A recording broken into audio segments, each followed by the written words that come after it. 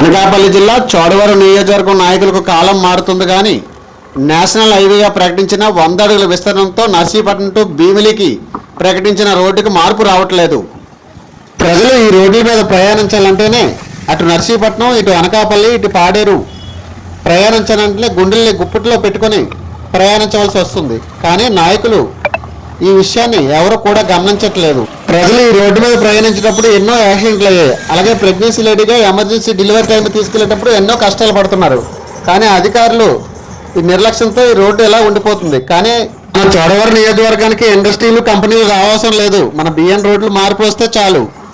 National హైవేగా ప్రకటించిన B N రోడ్డుకి మార్పు వచ్చే వరకు మోదీ గారి దృష్టికి, అలాగే చంద్రబాబు నాయుడు గారి దృష్టికి, పవన్ కళ్యాణ్ గారి దృష్టికి, జగన్ గారి దృష్టికి, అలాగే షర్మిలమ్మ గారి దృష్టికి వెళ్ళే వాళ్ళు ఈ వీడియో షేర్ చేయండి.